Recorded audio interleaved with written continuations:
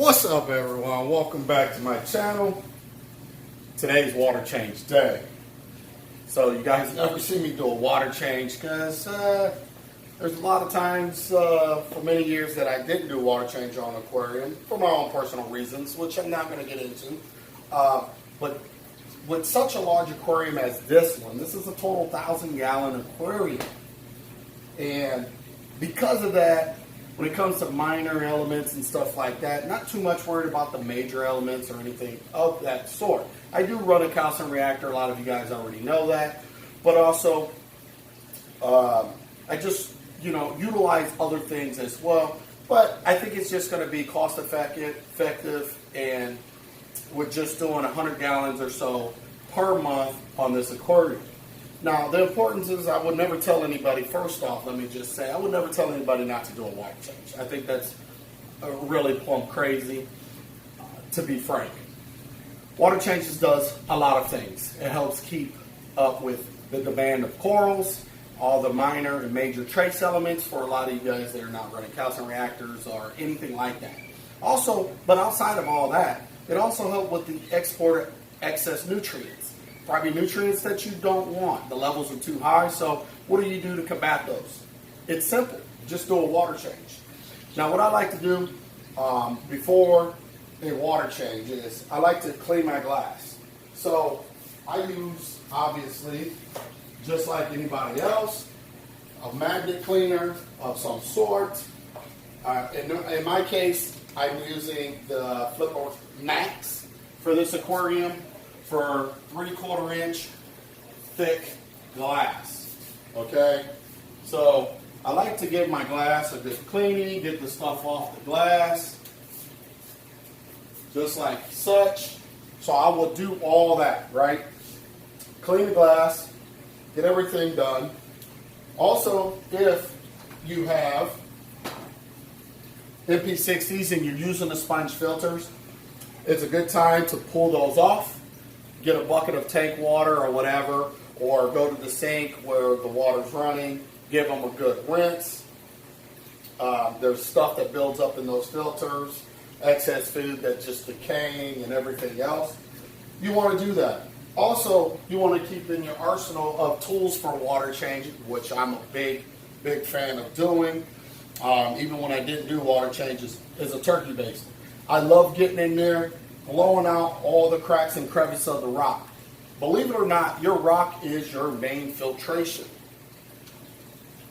So it's very important to open up those pores in there. Instead of letting stuff just decay and be stuck in there, it's important to get in there, turkey base your rock, open up those pores, allow the rock to do the job for you with filtering your water.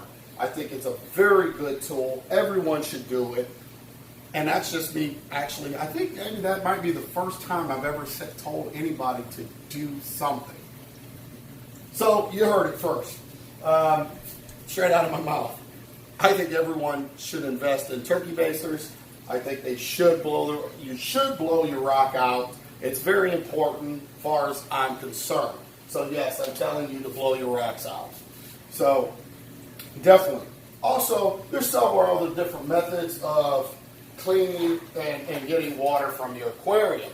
I just want to point out one that I like and I've used for many years, from fresh water converted over into salt water, is a python.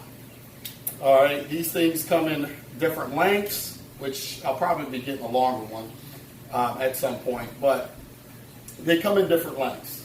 Okay, so what you would do is just hook this up to your faucet, spigot, whatever.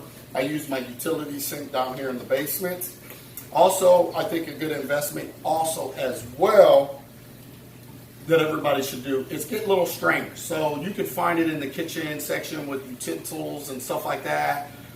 Maybe in the bathroom department where you're buying guts for the back of the toilet and stuff like that. I'm not quite sure, but definitely in the food department where your utensils come from. Little strainers. They come in different sizes. You put it over your hole in your sink area. And what it does is if you were to get bigger particulates, somehow was to siphon up in there, it would catch it in that, so it doesn't get clog your drain and it doesn't get caught in the trap of your drainage system. Also, there is a strainer that comes in this as well, so big stuff doesn't get in there. But redundancy is key in this hobby. So with the Python, only reason I say Python, there's other things that utilizes motors. Well, those granules that you're sucking up, fine particles of sand, over time is going to wear that motor out. If you spend $30 to $40 on a MaxiJet, I don't care if it's one you're not using, it's laying around, you spent $30 to $40 on that motor, okay? And to utilize it in that way is really just, for me, it's kind of stupid because you're just ruining a potential good pump, in my opinion.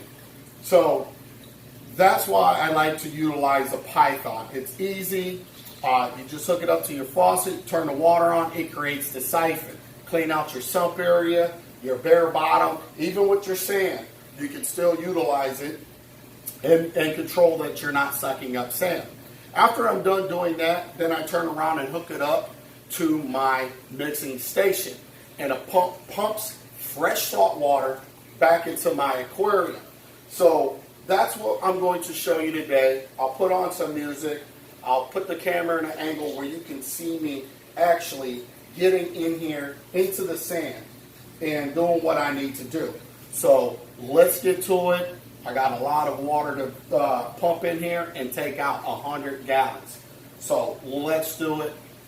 And you guys, relax.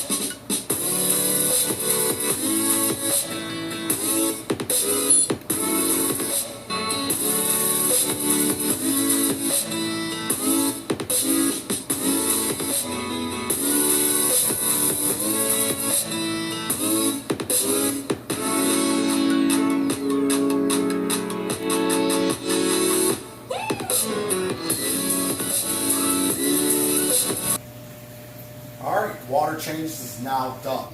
As you guys can see, everybody's happy. Sand bed looks great. Everybody's waiting to eat. They have not ate yet. So I do have to do one or two more things. One would be roll up the hose, get rid of the hose, and also change out the filter socks. Filter socks are in, especially during this process, to catch all the particulates that are making it over the overflow box. Obviously, we don't want to put those back in the aquarium. So we got to do that. Then maybe I'll make a video on that particular thing at a later date. But right now, this video is long enough, and I don't want to hold you guys up for the rest of your day. So with that being said, if If you're not subscribed to this channel yet, make sure you guys go ahead and hit that subscribe button. Hit that notification bell for any future updates. And I'll catch you on the next video.